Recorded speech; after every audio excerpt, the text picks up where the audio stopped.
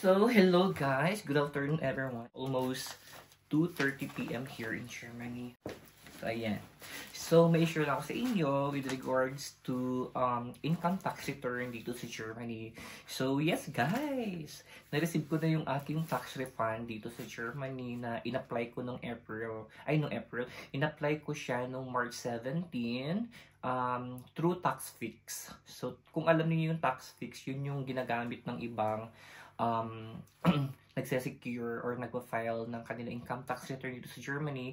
It's an application na pwede kang mag-apply for your tax refund dito sa Germany.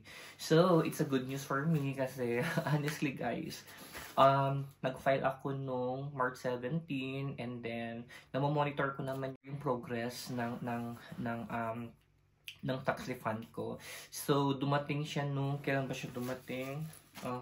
Bartimar. May mga, na-receive kasi ako mga letter.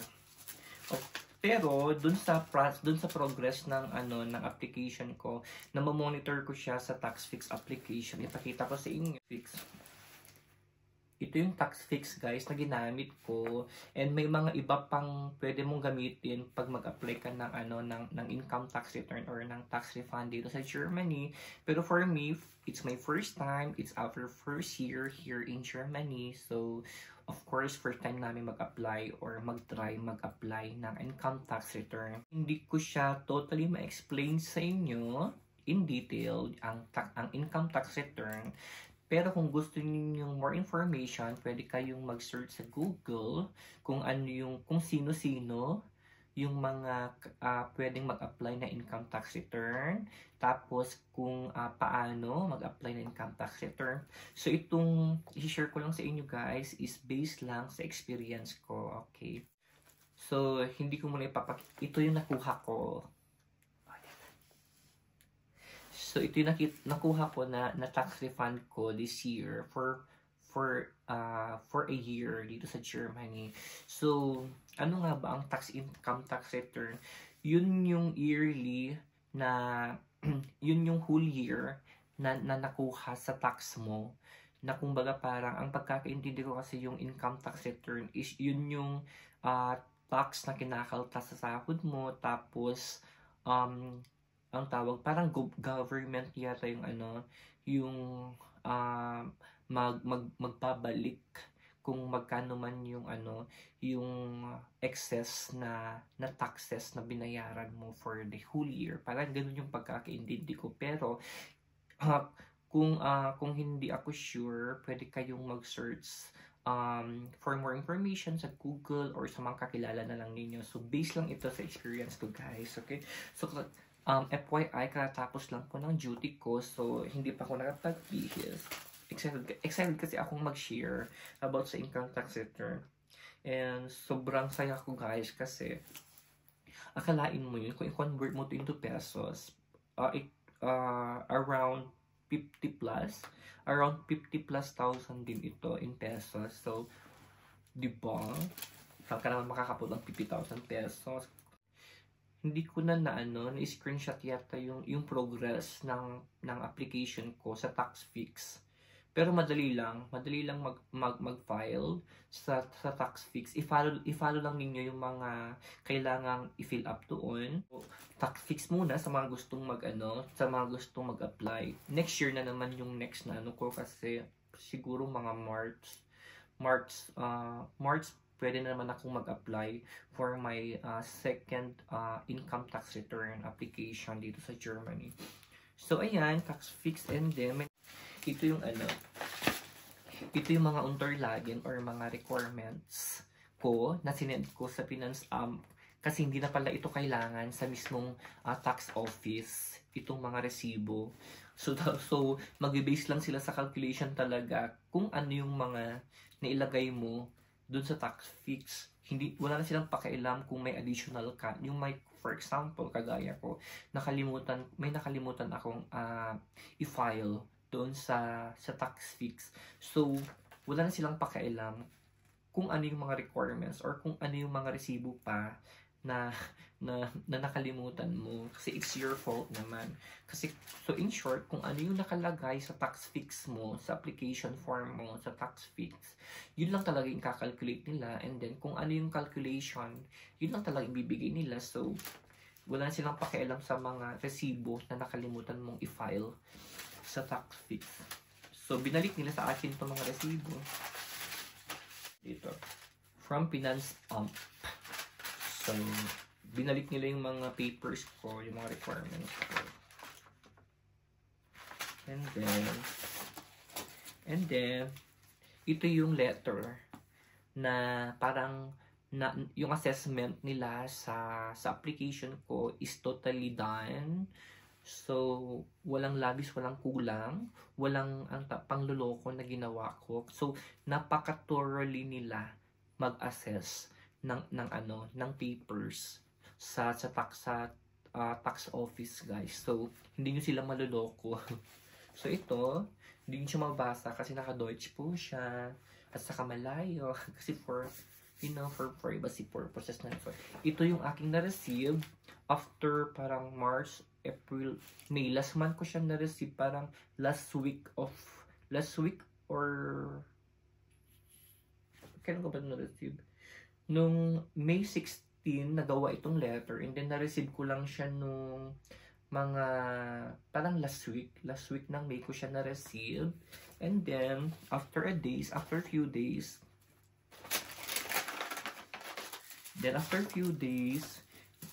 na-receive ko na yung parang na-receive ko na yung kung magkano talaga yung total amount na mare-receive ko or na ide-deposit nila sa aking bank account dito sa Germany. So, ito lang siya. So, ito yung total amount. So, okay na rin yan kaysa naman sa wala. Kasi, ang consequences kasi niyan, guys, pag na-over ang tawag doon, pag na-over mo yung yung nai-apply mo sa application or sa pag-fill up mo ng tax fix, ang possibility daw noon is baka ikaw pa yung sisingilin daw nila instead na ikaw yung magkakaroon ka ng tax refund. Baka possible ikaw pa yung magbabayad sa kanila pag hindi mo iningatan mag-fill up sa tax sa income tax return mo. So yun yung consequences naman niya. So meron pa akong paper na isa na kasama ng payslip namin. Every January the other year, nandun lahat yung parang breakdown kung ano yung taxes na binawas sa'yo for last year. So importante yun kasi hindi mo makikita doon yung number. May parang mayroon kang control number doon, tapos nandun lahat yung total amount ng tax na kinaltas sa iyo for the whole year. So ilalagay mo sa pag-apply mo ng sa pag-fill up mo ng income tax return mo. So important yun, guys. So ayun, and then so ito yung total amount, 893 euro. So, okay na rin yun kesa naman sa wala. And nakakatuwa lang, guys, kasi alam mo yung nag-solo flight akong mag-apply ng income tax return. And trinay ko lang talaga siya kasi akala ko hindi talaga totoo kasi nga wala akong tax advisor. Kasi usually yung mga nandito is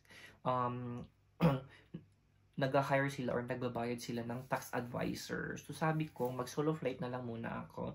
So I took the risk na okay lang kung wala akong ma-receive, is either yung na-calculate mo na 893 or 0 yung ibibigay nila or yung mare-receive mo na tax refund. So nag-take risk talaga ako kasi wala akong idea sa pag-a-apply ng income tax return kasi nga first time namin dito sa Germany mag-apply ng ITR.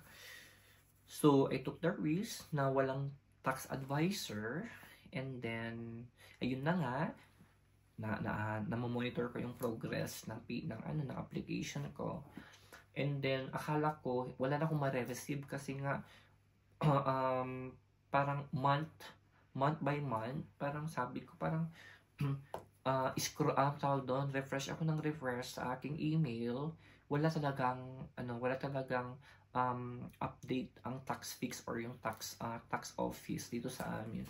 So all I thought wala akong mare-receive, and then suddenly yun nga last week may na-receive na ako na letter, and then sumunod yung amount na ide-deposit sa bank account ko. So ayun, ang saya. So sabi ko nga, kung hindi ako nag-take risk, baka wala akong mare-receive na pera. Sayang yun, di ba? Actually, mas malaki pa sana dyan. Yung na-compute ko, siguro mga 1,000 plus yung mako-compute ko dapat. Pero thankfully, less than 1,000 yung na-compute ko. Kasi ang sinasabi nila kasi, yung iba, pag more than 1,000, may possibility na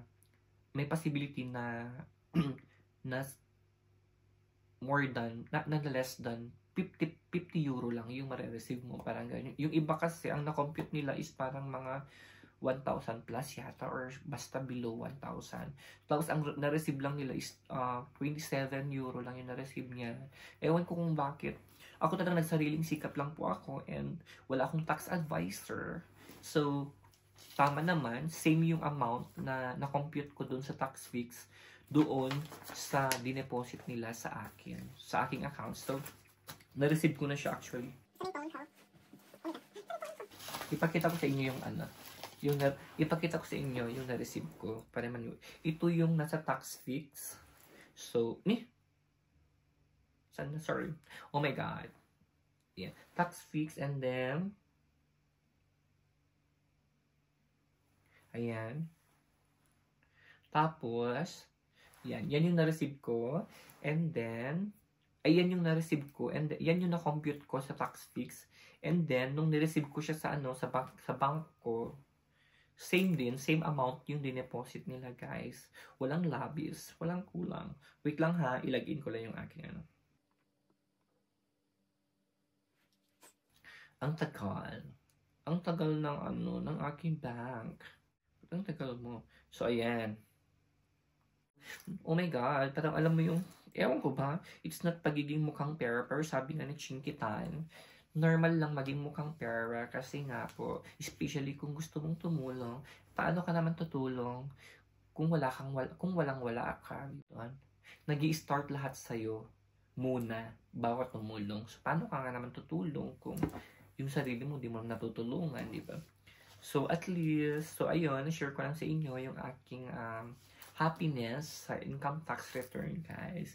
So, hindi ko siya matuturo word by word, in detail, kasi nga, hindi ako expert. So, if I were you guys, kung doubtful kayo na mag-apply sa tax fix or sa ITR, is either mag-hire kayo ng tax advisor, or pumunta kayo mismo sa tax office. Okay? So, ayun lamang po, and hopefully nag-enjoy kayo sa video natin today. Katapos lang ng work ko, and mag-lunch pa lang ako ngayon kasi anong oras pa lang naman? 14 or 2:42 PM pa lang po dito sa Germany. So sabi ko, gawa na lang ako ng video bago ko masunog yung mga papel.